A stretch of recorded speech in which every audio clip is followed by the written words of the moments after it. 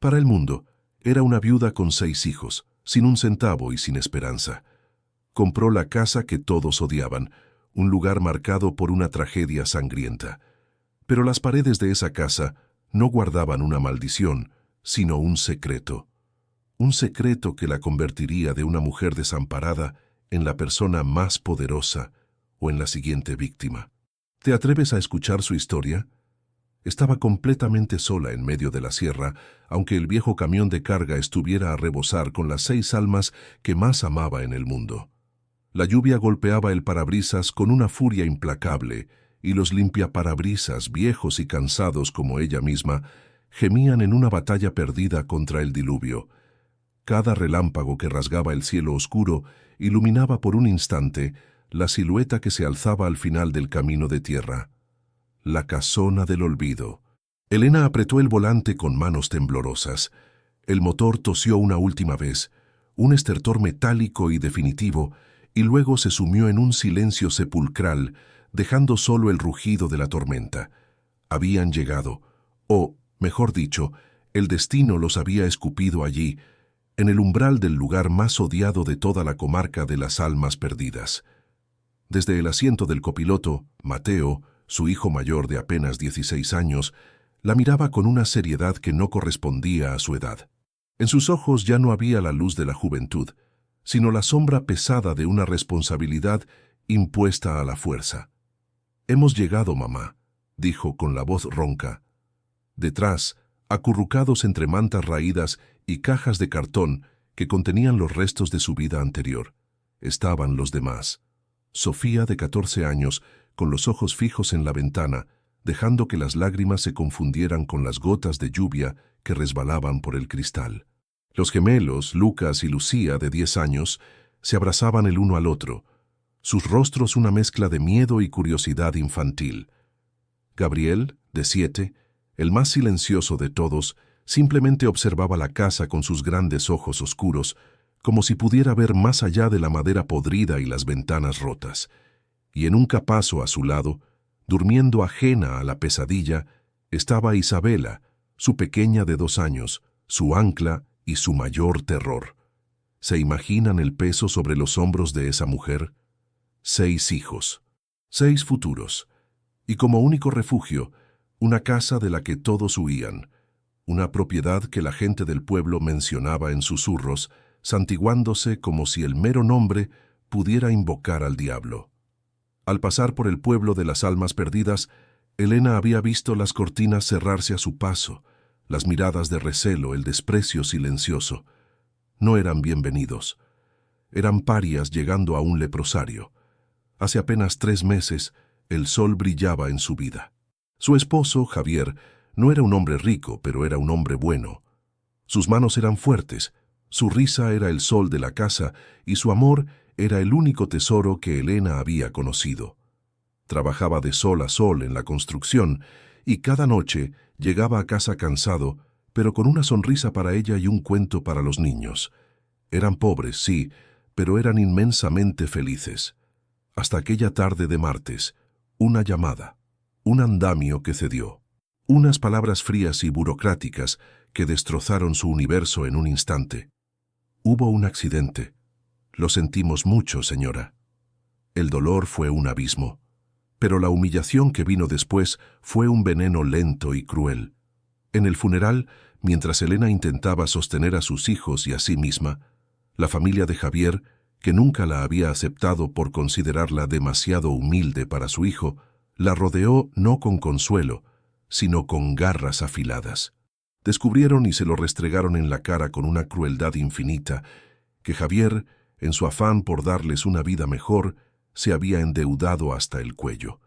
Préstamos que Elena desconocía, deudas con gente peligrosa.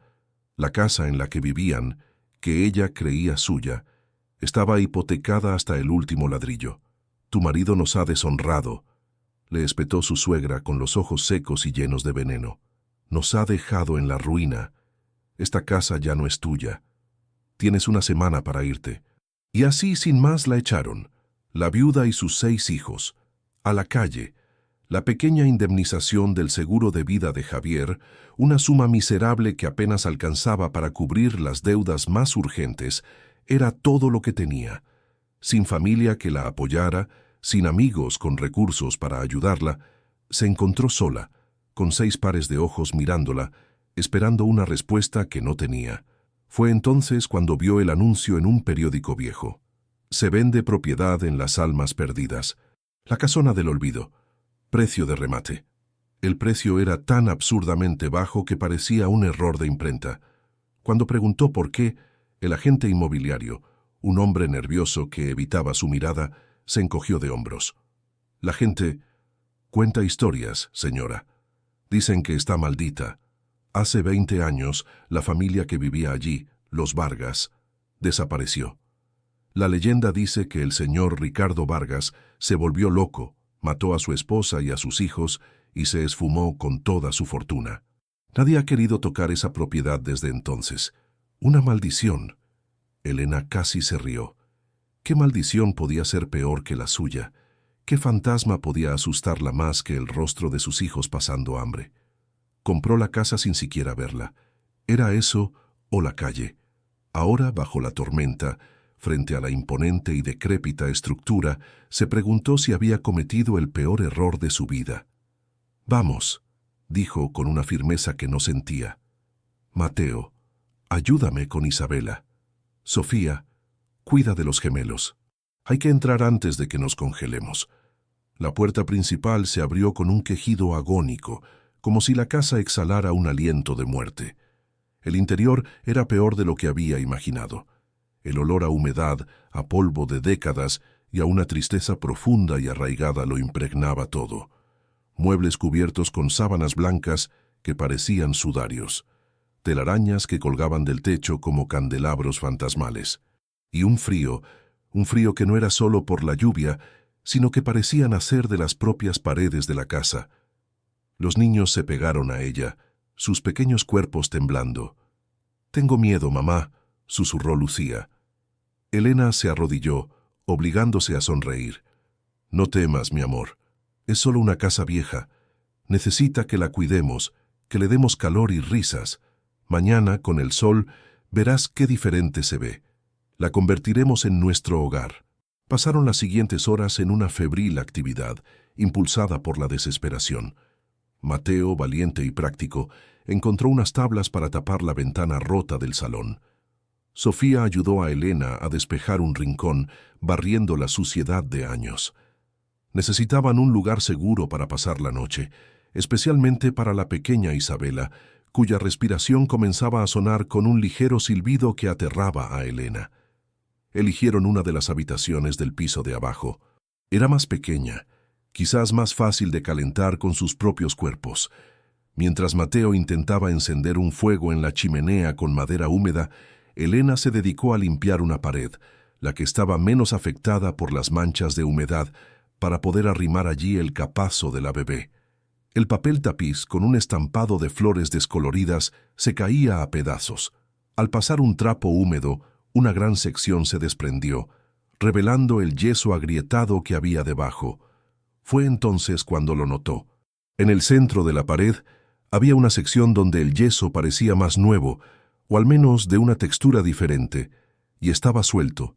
Una curiosidad extraña, un impulso inexplicable, la llevó a tocarlo. Sus dedos rozaron la superficie, y para su sorpresa, el trozo de yeso se deshizo como si fuera arena seca, revelando una pequeña cavidad oscura en el interior del muro. No había ladrillos detrás. Era un hueco, un pequeño escondite deliberado. El corazón le empezó a latir con fuerza en el pecho. Dinero, joyas, la legendaria fortuna de los Vargas. Con la mano temblorosa la introdujo en la oscuridad fría y polvorienta. Sus dedos tocaron algo. No era el tacto frío del metal ni el áspero del papel viejo. Era suave, flexible, cuero. Con el aliento contenido lo sacó a la luz temblorosa de la linterna que Sofía sostenía. No era un tesoro, no era la solución a sus problemas, era un diminuto zapato de niña. Estaba perfectamente conservado, como si el tiempo no hubiera pasado por él. De cuero marrón, con una pequeña hebilla de plata oscurecida. Parecía que su dueña acababa de quitárselo. Un escalofrío atroz recorrió la espalda de Elena, un miedo mucho más profundo y real que cualquier cuento de fantasmas. Los fantasmas eran historias. Esto era real. Había estado escondido dentro de la pared de su nueva casa. ¿Por qué? ¿Por qué alguien escondería un zapato de niña dentro de un muro? El objeto inocente se sentía pesado en su mano, cargado con el peso de una pregunta terrible. Una increíble historia de resiliencia está a punto de comenzar. Si te está conmoviendo el coraje de esta madre, no olvides darle me gusta a este video, suscribirte para no perderte ni un segundo de este misterio, y por favor, cuéntanos en los comentarios desde qué ciudad o país nos estás acompañando. Tu apoyo es la luz que ilumina el camino de Elena. Mientras sostenía el pequeño zapato, con la mirada perdida en su inquietante perfección, un crujido sonó en el piso de arriba, un sonido claro y deliberado, como el de una tabla de madera al soportar un peso. Los niños se quedaron paralizados, sus ojos clavados en el techo oscuro. Mateo se puso instintivamente delante de su madre, con los puños apretados. El viento aullaba fuera, pero ese sonido había venido de dentro. El primer impulso de Elena fue gritar, coger a sus hijos y huir de esa casa maldita, correr bajo la lluvia sin mirar atrás. Pero entonces miró el zapato en su mano. Miró los rostros aterrorizados de sus hijos. Miró a la pequeña Isabela, durmiendo en su inocencia. No tenían a dónde ir. Este era su último refugio. Huir ya no era una opción. Una nueva sensación, extraña y feroz, comenzó a nacer en su interior, desplazando al miedo. No era valor, era la determinación de una madre acorralada. Esta casa no la iba a expulsar. Si había un secreto encerrado en sus paredes, si había una verdad oculta tras el miedo, ella no iba a ser una víctima más de esa historia. Levantó la vista hacia la oscuridad del pasillo que llevaba a las escaleras, su corazón martilleando contra sus costillas. No, susurró más para sí misma que para sus hijos. No huiremos. Si esta casa tiene algo que decir, por mis hijos, juro que la escucharé hasta el final. La primera noche en la casa fue un purgatorio de sombras y sonidos. Cada crujido de la madera vieja era un paso en el pasillo. Cada silbido del viento a través de las grietas era un lamento. Elena no durmió. Sentada en el suelo frío, con la espalda apoyada contra la pared que le había entregado su primer secreto, veló el sueño inquieto de sus hijos.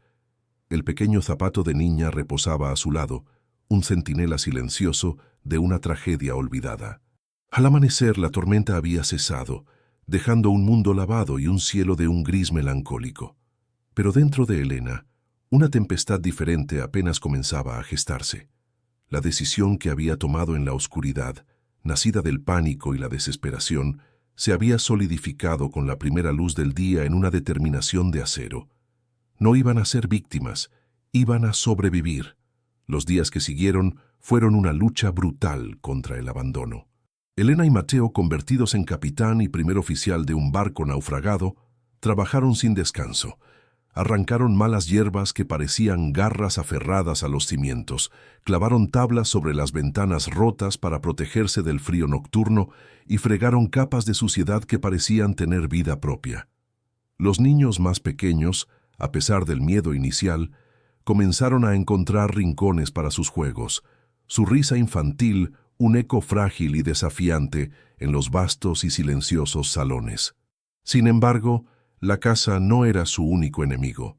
La hostilidad del pueblo de las almas perdidas era una barrera tan real y fría como los muros de piedra de su nuevo hogar. Cuando Elena tuvo que bajar al pueblo para comprar lo indispensable, leche para Isabela, algo de pan, unas pocas verduras, sintió el peso de cientos de ojos sobre ella. En el pequeño almacén, las mujeres interrumpían sus conversaciones y la seguían con la mirada, susurrando detrás de sus manos. El dueño del local, un hombre de rostro agrio, le sirvió con una lentitud deliberada, casi con desgana, como si su dinero estuviera manchado. «¿Así que usted es la valiente que se atrevió con la casona de los Vargas?», le preguntó con una sonrisa torcida. «Hay que tener coraje, o mucha desesperación. Elena simplemente pagó, recogió sus escasas provisiones y se marchó con la dignidad hecha jirones. Entendió que no solo habían comprado una casa, sino también un estigma. Eran los nuevos apestados, los habitantes del lugar maldito, una curiosidad macabra para el resto del pueblo. La necesidad era una maestra implacable. Para hacer la casa mínimamente habitable, Elena sabía que debía reparar las paredes, sellar las grietas por donde se colaba un frío que calaba hasta los huesos, y fue en esa tarea, en ese acto de reconstrucción, donde la casa continuó su extraña conversación con ella. Mientras raspaba el papel tapiz dañado en lo que había sido el dormitorio principal, una habitación grande y señorial, con vistas a la sierra, descubrió que una sección del suelo junto a la pared sonaba hueca. Usando la punta de un viejo destornillador, hizo palanca en una de las tablas del suelo. Se levantó con un chirrido lastimero, revelando un pequeño compartimento secreto debajo. El corazón de Elena dio un vuelco. Esta vez, la esperanza y el miedo luchaban en su pecho. ¿Encontraría otra pieza del rompecabezas o algo que la hiciera arrepentirse de haber buscado? Con manos temblorosas, alcanzó el interior del hueco. Lo que encontró no era oro ni joyas, sino algo infinitamente más valioso y perturbador. Un fajo de cartas, atadas con una cinta de seda que alguna vez debió ser azul y ahora era de un color grisáceo. Las cartas estaban escritas con una caligrafía elegante y fluida, la tinta desvaída por el paso de 2 décadas. Todas estaban firmadas por Isabela. Eran las cartas de la esposa de don Ricardo Vargas, la mujer que, según la leyenda, había sido asesinada por su propio marido.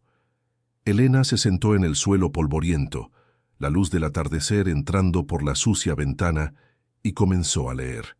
Las primeras cartas eran un torrente de amor y felicidad. Hablaban de sus hijos, de sus sueños, de la belleza de la casa que estaban construyendo juntos. Pero a medida que avanzaba, el tono cambiaba. La alegría se convertía en inquietud, la inquietud en una ansiedad palpable, y la ansiedad en un miedo puro y desnudo. Isabela escribía sobre un querido amigo de la familia, un socio de su esposo a quien al principio describía con admiración, pero que, con el tiempo, se convertía en una presencia sombría en sus escritos. No mencionaba su nombre completo, solo se refería a él como A. Nos visita casi a diario, escribía Isabela en una de las últimas cartas. Su sonrisa es tan amplia como siempre, pero sus ojos... Ricardo dice que son los ojos de un depredador que rodea a su presa. Dice que estoy imaginando cosas, que el embarazo me tiene nerviosa. Pero yo lo siento. Siento una red invisible que se teje a nuestro alrededor. Nos trae regalos, nos halaga, pero cada vez que se va, la casa se siente más fría, más pequeña, como una jaula. La última carta estaba sin terminar. Ricardo ha descubierto algo terrible sobre A, algo sobre las tierras del pueblo. No me ha dicho qué es, pero su rostro anoche no durmió. Me ha hecho prometer que si algo le pasa, tomaré a los niños y huiré sin mirar atrás. Le he preguntado a dónde y solo me ha dicho, lejos de él. Siento que estamos atrapados. Las cartas cayeron de las manos de Elena. Ya no se trataba de una leyenda de pueblo sobre un hombre loco. Esto era diferente. Era la crónica de una trampa, de un miedo real y metódico. Y el hombre sin nombre, A, se alzaba como un fantasma mucho más aterrador que cualquiera que pudiera habitar esa casa. Unos días después, ese fantasma adquirió un rostro, un coche lujoso y reluciente, tan fuera de lugar en aquel camino de tierra como un diamante en un lodazal, se detuvo frente a la casona. De él descendió un hombre alto, de cabello plateado y vestido con un traje impecable. Su rostro era conocido por Elena. Lo había visto en un cartel electoral en la plaza del pueblo.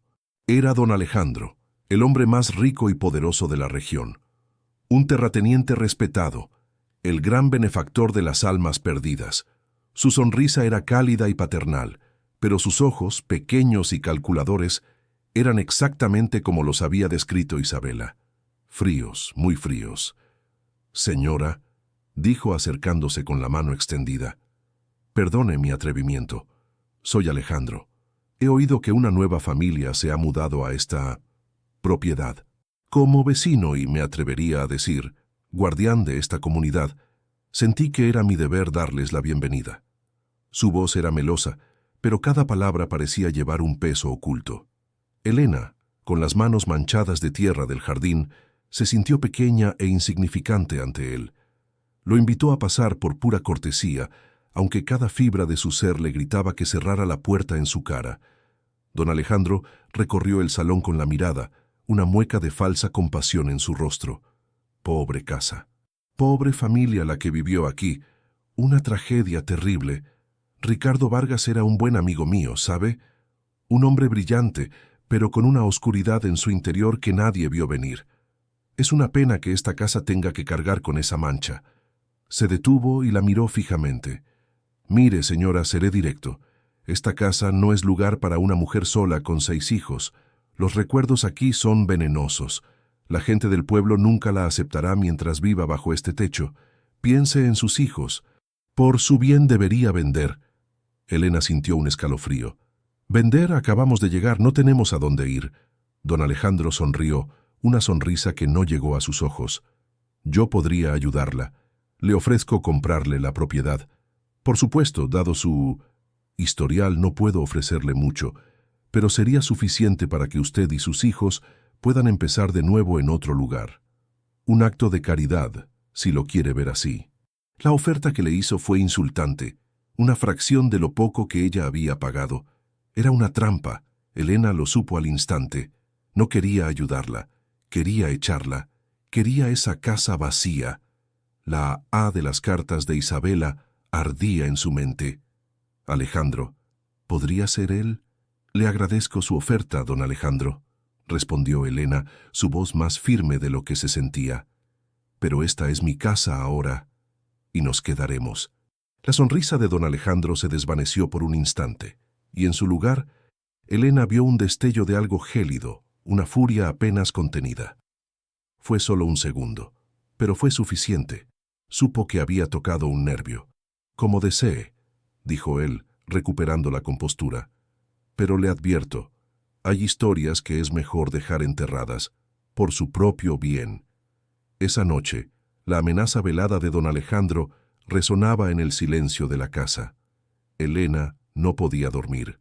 Mientras sus hijos dormían, ella releía las cartas de Isabela a la luz de una vela, buscando algo más, una pista, un nombre. No encontró nada. Frustrada y asustada, se levantó y caminó por la casa. Sus pasos la llevaron a la habitación que le había asignado a Sofía, la más grande después de la principal. Su hija no estaba durmiendo.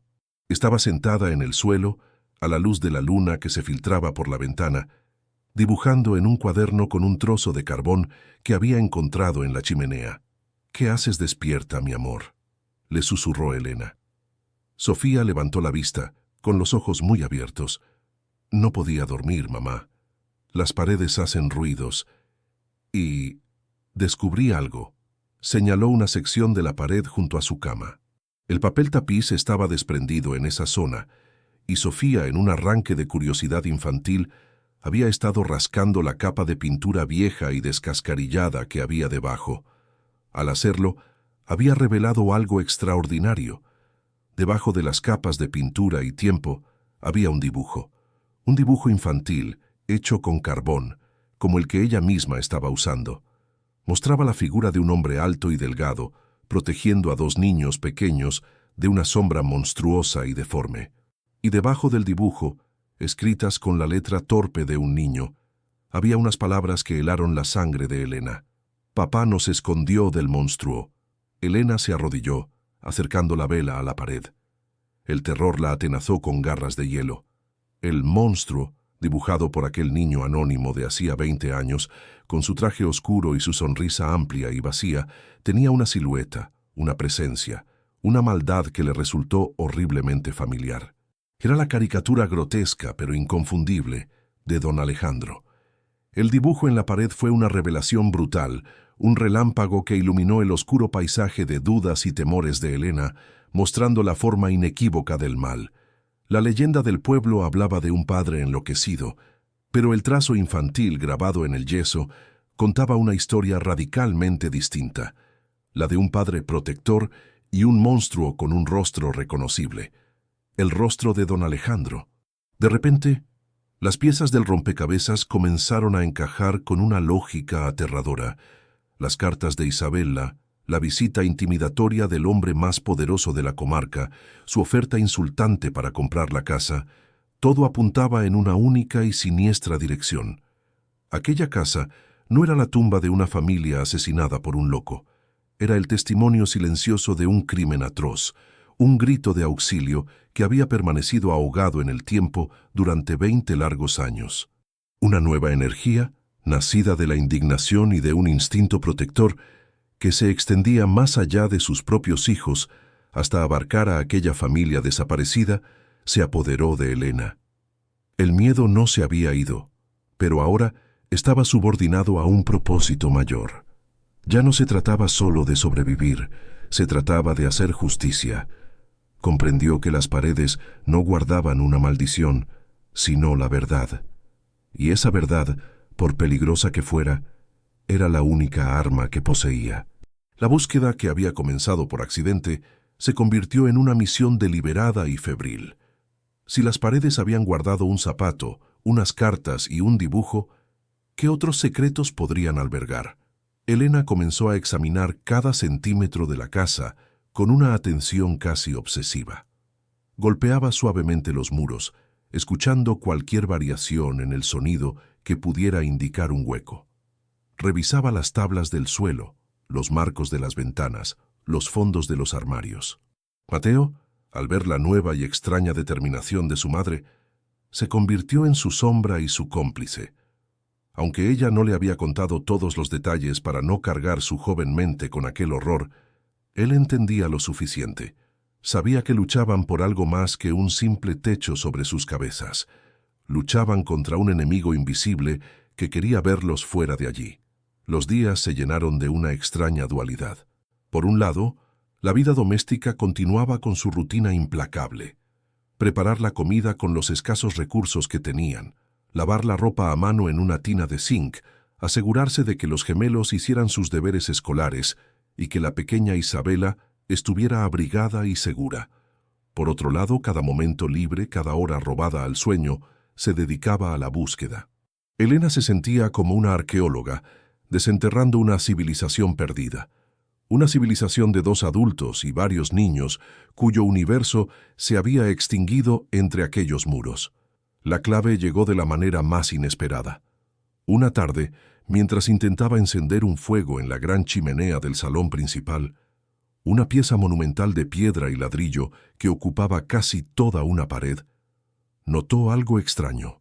El hollín de décadas había cubierto el interior, pero en un lado, una de las piedras laterales parecía ligeramente desalineada, con un borde que sobresalía apenas unos milímetros del resto. Intrigada, usó un atizador de hierro para hacer palanca. Al principio, la piedra no se movió, parecía sellada por el tiempo, pero Elena insistió, empujando con toda la fuerza de su cuerpo. Con un chirrido sordo y un estallido de polvo y hollín, la piedra cedió. No se cayó. Se deslizó hacia adentro, revelando un compartimento oscuro y estrecho, inteligentemente oculto en la estructura masiva de la chimenea. El corazón de Elena martilleaba en su pecho. Metió la mano en la oscuridad, sintiendo el aire frío y estancado del escondite.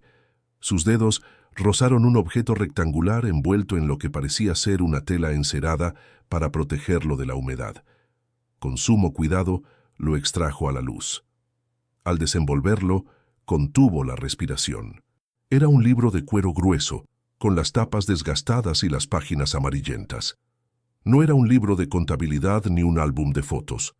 En la primera página, con la misma caligrafía elegante de las cartas, estaba escrito: «Propiedad de Isabela Vargas, mis pensamientos y mis días». Era su diario. Elena se llevó el diario al pecho como si fuera un objeto sagrado. Esperó a que la noche cayera y los niños estuvieran profundamente dormidos. Se sentó a la mesa de la cocina, con la única vela encendida como su confidente, y abrió el diario. Lo que leyó en las horas siguientes fue un descenso a los infiernos. El diario comenzaba de forma similar a las cartas, lleno de amor y esperanza. Describía los detalles de la construcción de la casa, la elección de los muebles, la alegría de ver a sus hijos correr por los pasillos. Pero pronto, la sombra de Alejandro comenzó a cernirse sobre las páginas. Isabela lo describía como el mejor amigo de su esposo Ricardo, su socio en varios negocios de tierras. Al principio, su presencia era una fuente de alegría, pero poco a poco sus entradas se tiñeron de una creciente desconfianza. «Alejandro tiene una forma de mirar nuestras cosas», escribió Isabela una noche. «No con admiración, sino con codicia, como si estuviera calculando su valor. Ricardo se ríe de mí. Dice que mi imaginación es demasiado fértil, pero yo veo cómo sus ojos se deslizan sobre mis joyas, sobre nuestros cuadros, sobre esta misma casa». El punto de inflexión fue devastador. Ricardo, un hombre honesto y meticuloso, descubrió por casualidad una discrepancia en sus cuentas compartidas. Una investigación más profunda reveló una verdad monstruosa. Alejandro había estado utilizando su sociedad como fachada para llevar a cabo un fraude a gran escala. Estaba estafando a los agricultores más humildes de la comarca, comprando sus tierras a precios irrisorios mediante engaños y amenazas, para luego revenderlas a un conglomerado anónimo por una fortuna. Estaba construyendo un imperio sobre la ruina de sus vecinos. Ricardo lo confrontó, relataba el diario con tinta temblorosa. Esperaba negaciones, excusas. En cambio, Alejandro sonrió. Esa sonrisa, nunca la olvidaré. Fue la sonrisa de un demonio. Admitió todo, con orgullo. Y luego nos dijo que ahora que sabíamos su secreto, éramos parte del problema. O mejor dicho, un cabo suelto que necesitaba ser atado. A partir de esa entrada, el diario se convirtió en la crónica de un secuestro. De la noche a la mañana, los Vargas se convirtieron en prisioneros en su propio hogar. Alejandro, usando su poder e influencia, cortó sus líneas telefónicas y sobornó al cartero para que interceptara su correspondencia. Hizo correr el rumor por el pueblo de que Ricardo estaba sufriendo una crisis nerviosa y que la familia se había recluido por voluntad propia. Sus hombres de confianza vigilaban la propiedad día y noche. La hermosa casona se había transformado en una prisión de lujo. El objetivo de Alejandro era simple y brutal. Quería que Ricardo le firmara unos documentos que le transferían legalmente todas sus propiedades y su fortuna, además de una confesión falsa donde asumía la culpa de la estafa. Ricardo se negó rotundamente, y así comenzó una guerra de desgaste psicológica. Alejandro los visitaba, trayendo comida y juguetes para los niños, actuando como un anfitrión preocupado, mientras susurraba amenazas en el oído de Ricardo. Fue durante ese cautiverio cuando Ricardo e Isabela comenzaron a esconder sus cosas. No era por su valor material, sino como un legado, como un rastro de migas de pan para que alguien, algún día, pudiera reconstruir la verdad. Escondieron el zapatito de su hija pequeña, las cartas de Isabela, los dibujos de sus hijos. Eran mensajes en una botella, lanzados a un océano de tiempo, con la esperanza de que llegaran a una orilla segura. Las paredes, que debían ser su refugio, se convirtieron en sus confidentes y en su última esperanza. La última entrada del diario fue escrita con una prisa desesperada, la caligrafía casi ilegible. Alejandro está furioso. Sabe que Ricardo guardaba un libro de contabilidad secreto, el original, donde registraba todas las transacciones, incluyendo las pruebas irrefutables de la estafa. Ha registrado la casa entera, ha destrozado muebles, pero no lo ha encontrado. Ricardo me lo ha confesado anoche entre susurros. Lo ha escondido donde el frío nace en la casa, protegido por piedra y tierra. Es nuestra única arma, la prueba final que podría destruirlo. Alejandro nos ha dado un ultimátum. O aparece el libro y Ricardo firma, o esta noche terminará con todo. Puedo oír sus pasos en el piso de abajo. Ha venido por nosotros. Que Dios perdone a Alejandro, porque nosotros ya no podemos. La página terminaba ahí, con un trazo de tinta que se arrastraba hacia abajo, como si la pluma hubiera caído de una mano sin vida. Elena cerró el diario. sus manos temblando violentamente. El aire de la cocina parecía denso, pesado, cargado con el horror de aquella confesión final. Ahora lo sabía todo. Sabía que Ricardo Vargas no era un asesino, sino una víctima. Sabía que Isabela y sus hijos no habían desaparecido, sino que habían sido silenciados. Y sabía que don Alejandro, el pilar de la comunidad, era un monstruo de una crueldad inimaginable. Pero también sabía algo más. Sabía que en algún lugar de esa misma casa, probablemente todavía, se encontraba el libro de contabilidad. La prueba definitiva. El arma que Ricardo había escondido para ganar una guerra que él mismo no pudo sobrevivir, donde el frío nace en la casa. La frase resonaba en su mente, una adivinanza macabra, y Elena comprendió, con una claridad aterradora, que su destino y el de la familia Vargas se habían entrelazado para siempre. Encontrar ese libro ya no era una opción, era un deber para con los muertos y la única posibilidad de salvación para los vivos. Porque ahora que ella conocía la verdad, estaba segura de una cosa: don Alejandro no la dejaría vivir con ese secreto. Se había convertido, sin quererlo, en el último cabo suelto. La revelación contenida en el diario de Isabela transformó la atmósfera de la casa. Ya no eran solo los crujidos de la madera vieja o el silbido del viento lo que llenaba el aire, sino el peso palpable de una verdad atroz. Elena se movía por los pasillos y las habitaciones con una nueva percepción. Cada rincón parecía susurrarle fragmentos de la tragedia. Se imaginaba a Isabela escribiendo a la luz de una vela, a Ricardo mirando por las ventanas con la desesperación de un animal enjaulado, a los niños jugando sin comprender la magnitud de la sombra que se cernía sobre ellos. La casa había dejado de ser un simple refugio para convertirse en un mausoleo, y Elena se sentía su guardiana, la única persona viva que conocía la plegaria grabada en sus muros. La frase final del diario se convirtió en su obsesión: donde el frío nace en la casa, protegido por piedra y tierra. La repetía una y otra vez en su mente, como un mantra, tratando de descifrar el enigma dejado por un hombre muerto 20 años atrás. ¿Qué lugar podía ser? Al principio pensó en el pozo del jardín, pero estaba hecho de ladrillo, no de piedra, y el agua lo habría destruido todo. Pensó en algún rincón del norte de la casa, donde el sol nunca llegaba, pero era una idea demasiado vaga. La respuesta, intuyó, debía ser más literal, más concreta. Mientras su mente trabajaba sin descanso en el acertijo, la presión del mundo exterior comenzaba a recrudecerse de una manera alarmante. Don Alejandro no era un hombre que aceptara un no por respuesta. Al ver que su oferta y su velada amenaza no habían surtido efecto, cambió de táctica. Pasó de la falsa amabilidad al asedio silencioso y cruel. Un día, cuando Elena fue al almacén del pueblo, el dueño, aquel hombre de rostro agrio, le negó el crédito que le había concedido a regañadientes las semanas anteriores. «Órdenes de arriba», murmuró, sin atreverse a mirarla a los ojos. «Dicen que usted no es de fiar». Pronto, esa hostilidad se extendió como una plaga.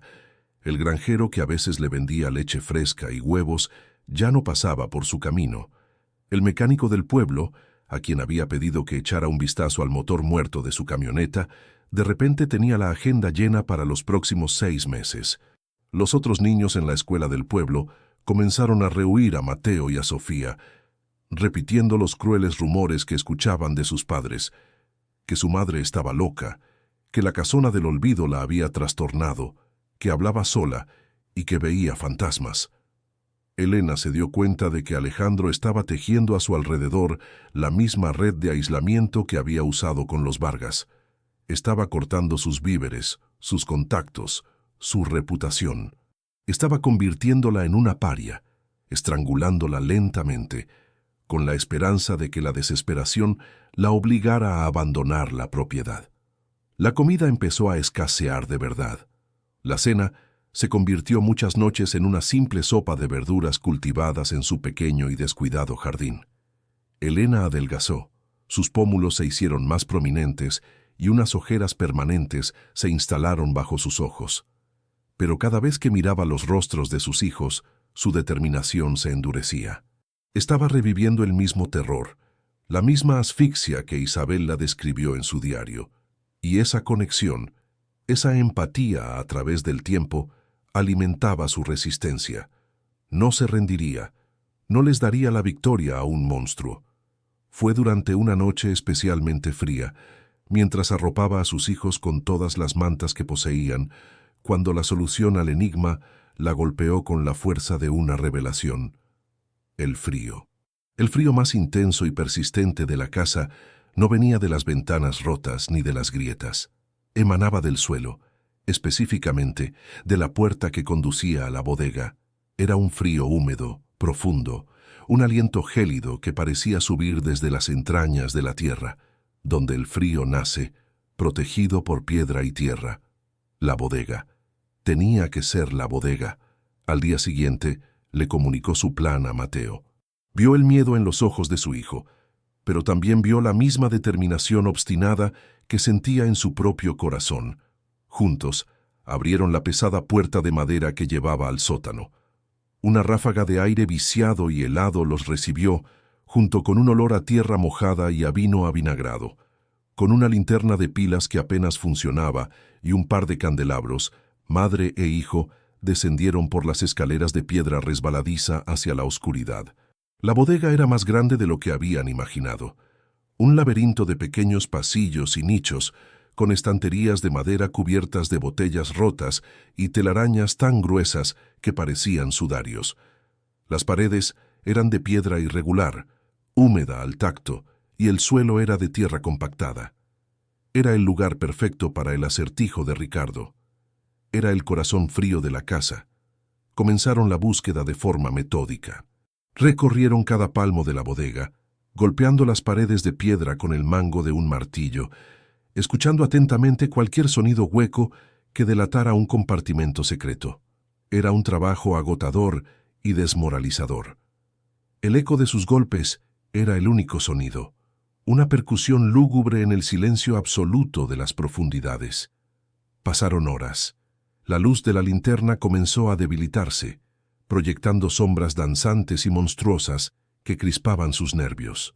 «Quizás nos equivocamos, mamá», dijo Mateo con la voz apagada por el cansancio y el polvo.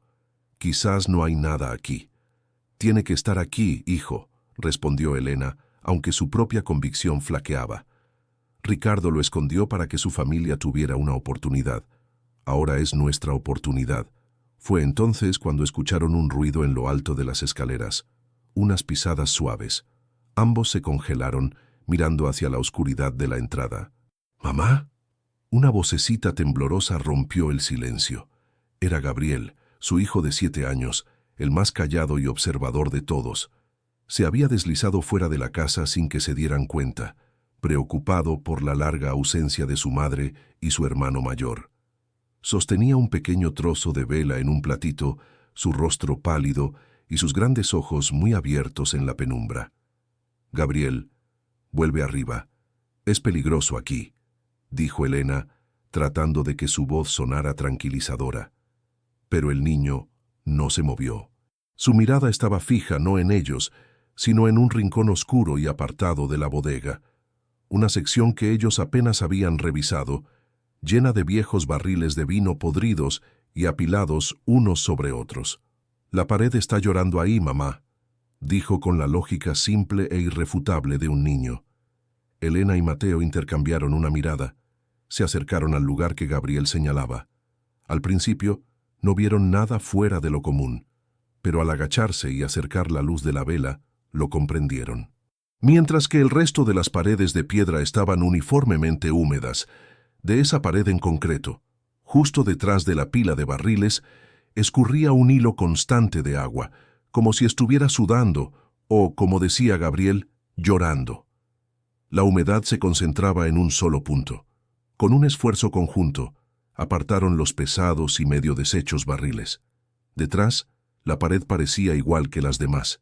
Pero al examinar la junta entre dos grandes piedras de donde provenía la humedad, Elena notó que la argamasa era diferente. Era más arenosa, de un color ligeramente más claro, como si se hubiera aplicado posteriormente al resto. «El martillo», susurró Elena, con el corazón desbocado. Mateo le pasó la herramienta. Con manos que temblaban de anticipación y miedo, Elena insertó la punta del martillo en la junta y golpeó el mango con una piedra. La argamasa se desmoronó, cayendo al suelo en un polvillo gris. Volvió a hacer palanca. La piedra se movió, apenas 1 milímetro, pero se movió. Era una piedra suelta, una tapa. Trabajaron juntos, con una energía renovada y desesperada, raspando la argamasa, empujando y tirando de la pesada losa. Finalmente, con un gemido sordo, la piedra se desprendió de la pared y cayó al suelo con un ruido sordo que resonó en toda la bodega. Detrás, en el hueco oscuro y profundo, había una caja. Era una caja de metal rectangular del tamaño de un libro mayor. Estaba oxidada y cubierta de tierra, pero intacta. Era ella, la prueba final. El arma de Ricardo Vargas, la salvación de Elena y sus hijos. Con lágrimas silenciosas corriendo por sus sucias mejillas, Elena introdujo las manos en el hueco y la tomó. Pesaba con el valor de la verdad, con el sufrimiento de una familia, con la esperanza de la justicia. La abrazó contra su pecho, un tesoro infinitamente más valioso que cualquier fortuna. En ese preciso instante, en el clímax de su triunfo y su alivio, un sonido violento y ajeno a la casa rompió el silencio de la tarde. El rugido de un motor potente acercándose a toda velocidad por el camino de tierra, seguido del chirrido agudo de unos neumáticos frenando bruscamente justo delante de la casa.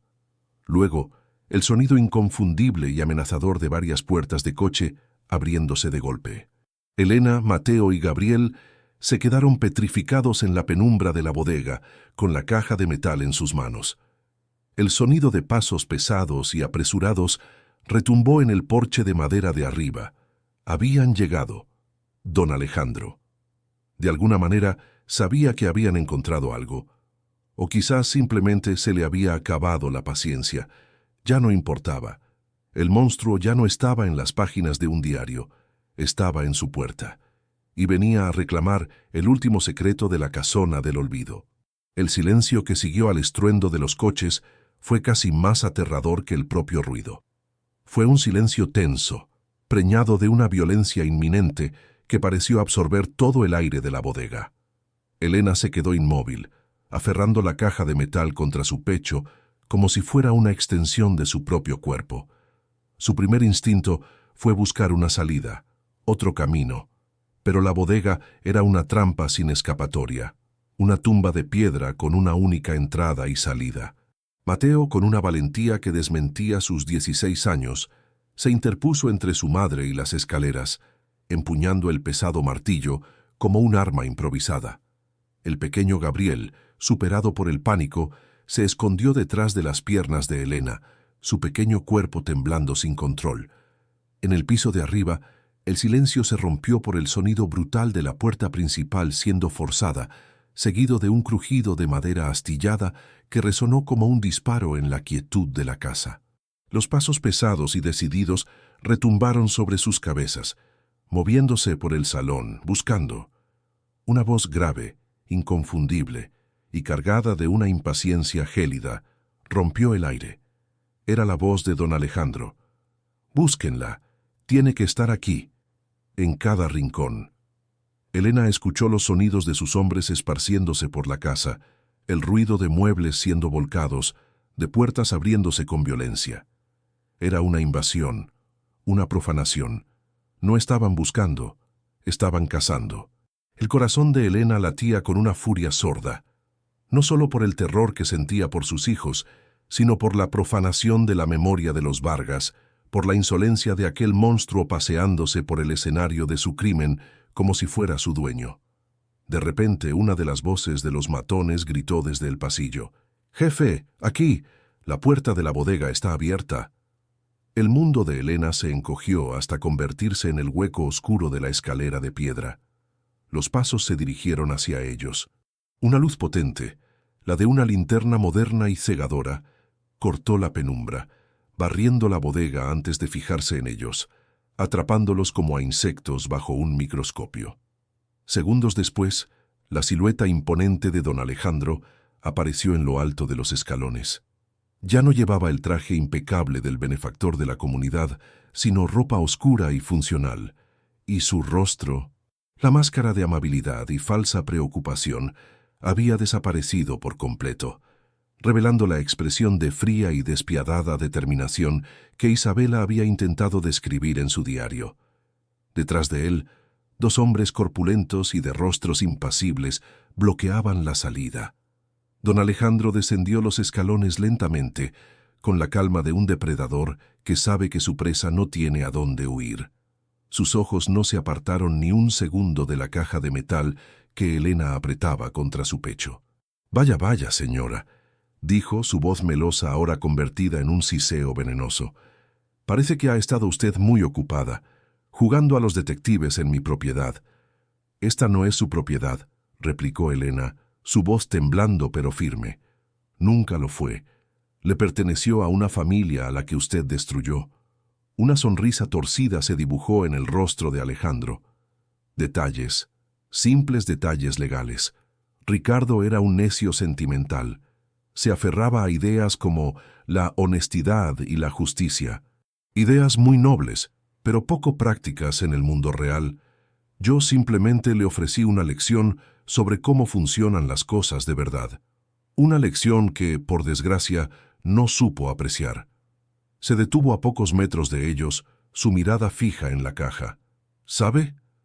Durante 20 años he dormido como un niño, porque sabía que Ricardo, en su último acto de estupidez, lo había escondido tan bien que nadie lo encontraría jamás. Pero luego llegó usted, una viuda insignificante con su prole de mocosos, y con una curiosidad insana, ha desenterrado algo que debía permanecer muerto y enterrado, como sus dueños. Extendió una mano. «Deme la caja, Elena. Sea una mujer inteligente. Piense en sus hijos. Le daré suficiente dinero para que desaparezca y empiece una nueva vida en un lugar donde nadie la conozca. Olvidará esta casa, olvidará a los Vargas, y este pequeño malentendido quedará entre nosotros». Era la misma oferta que le hizo en su primera visita, pero esta vez despojada de cualquier disfraz de caridad. Era un soborno crudo, la última opción antes de la violencia. Elena miró a Mateo, que sostenía el martillo con los nudillos blancos. Miró a Gabriel, que sollozaba en silencio detrás de ella. Pensó en Sofía, Lucía, Lucas e Isabela, solos e indefensos en el piso de arriba. Y luego pensó en Isabela y sus hijos, cuya última esperanza estaba contenida en aquella caja oxidada. Entregarla no era una opción. No les garantizaría la vida, solo compraría el silencio de un asesino, y ella no sería cómplice de eso.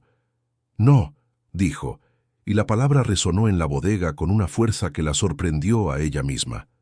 «Esta caja no me pertenece a mí ni a usted. Le pertenece a la verdad».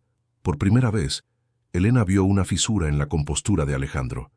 Una chispa de furia pura y descontrolada brilló en sus ojos. El juego había terminado. «Mujer estúpida», escupió. «Se lo advertí. Le di la oportunidad de marcharse en paz».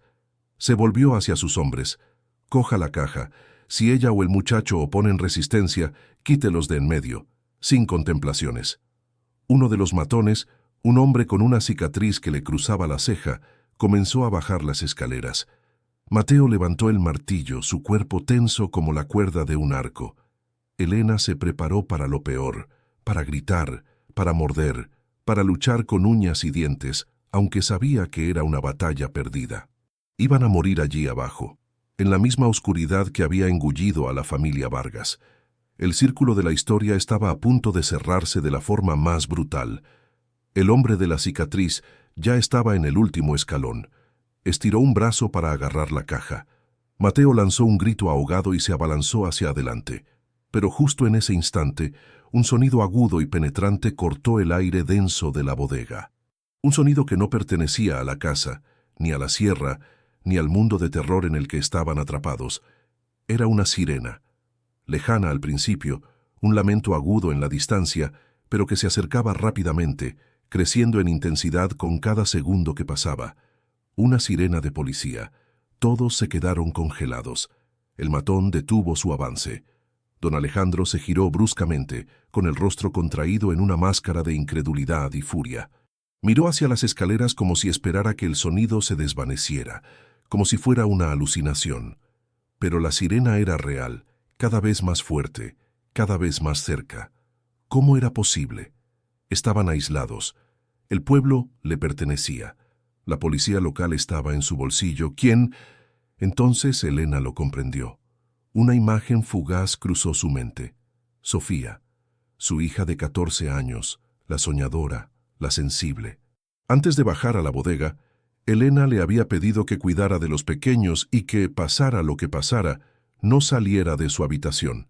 Pero Sofía había heredado algo más que la sensibilidad de su madre.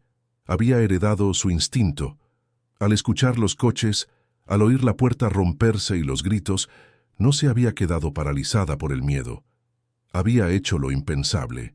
Mientras Alejandro y sus hombres se centraban en la bodega, ella había salido por la ventana trasera de la cocina.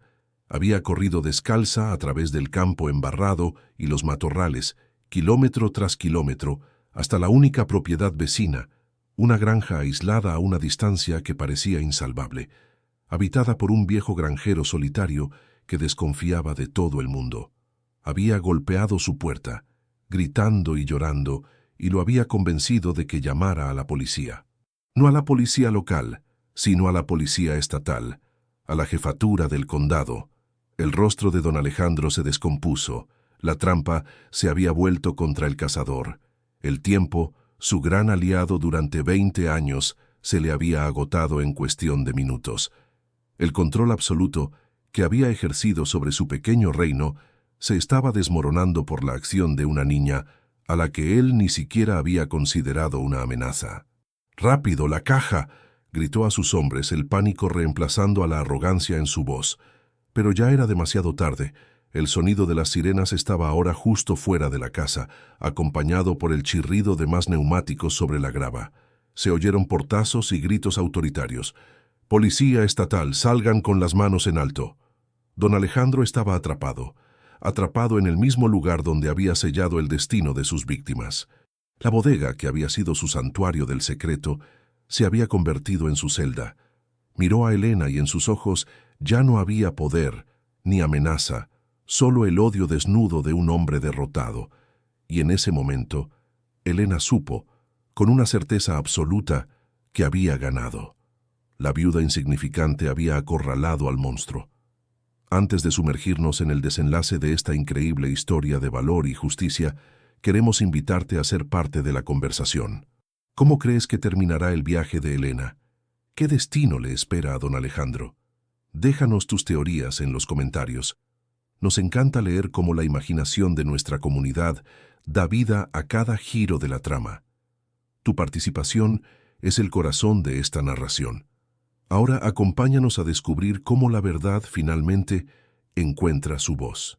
El enfrentamiento en la bodega se disolvió en un caos de luces azules y rojas que parpadeaban a través de la puerta abierta, proyectando sombras danzantes sobre las paredes de piedra. La llegada de la policía estatal fue como el romper de un dique, una fuerza del orden imparable e incorruptible que barrió la atmósfera de terror que Alejandro había cultivado.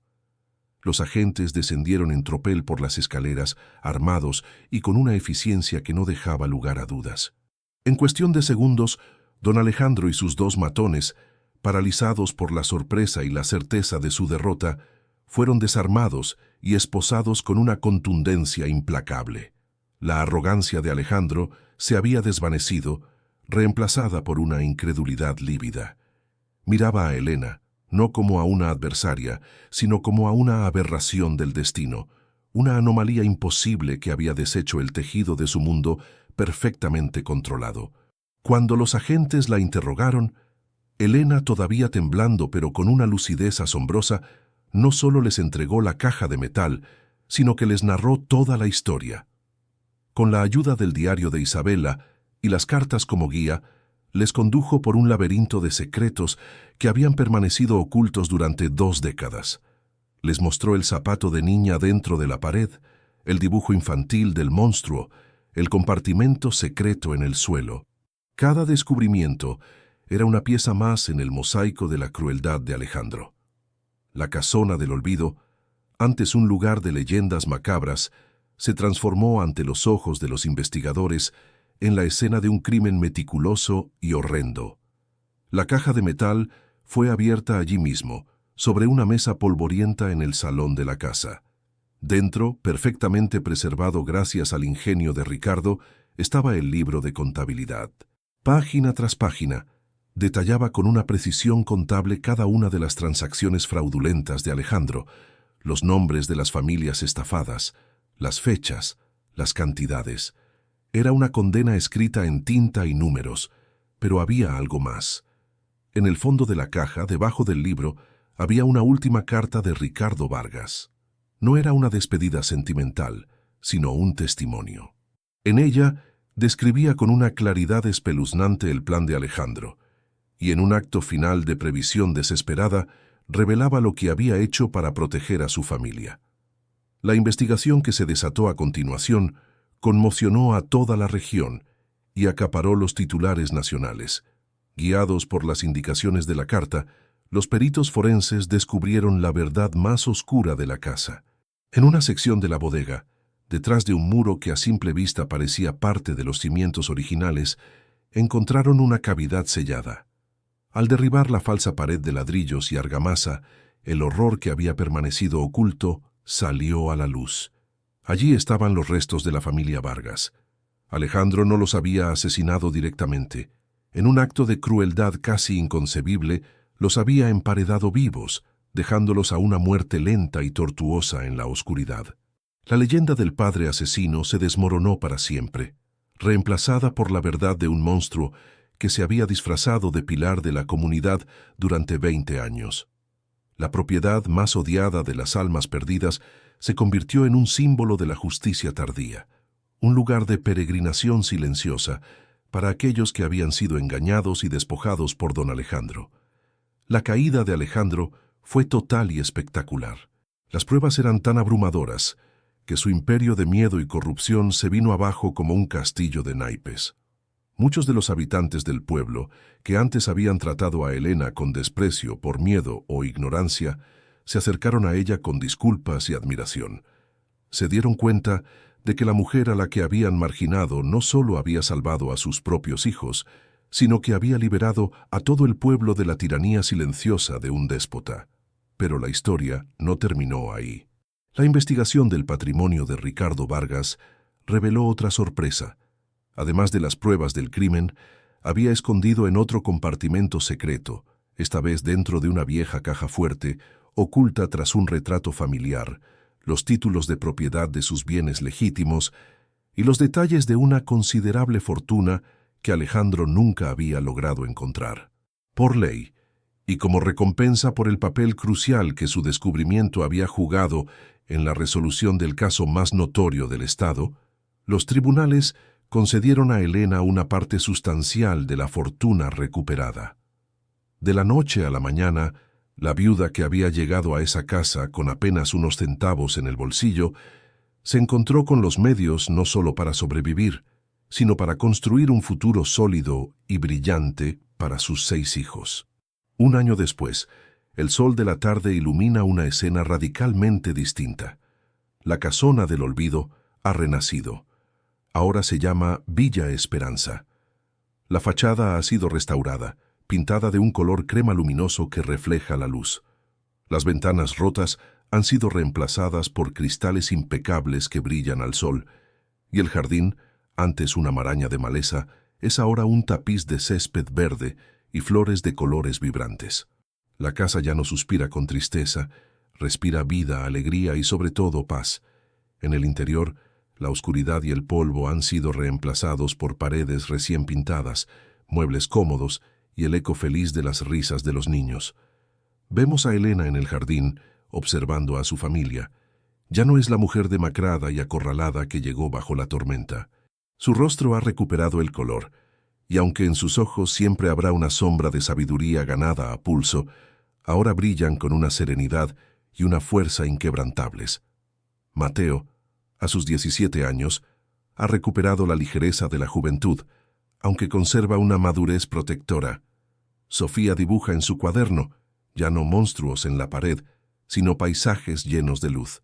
Los gemelos, Lucas y Lucía, corren por el césped persiguiendo una pelota, mientras Gabriel construye un pequeño castillo de tierra bajo la sombra de un roble.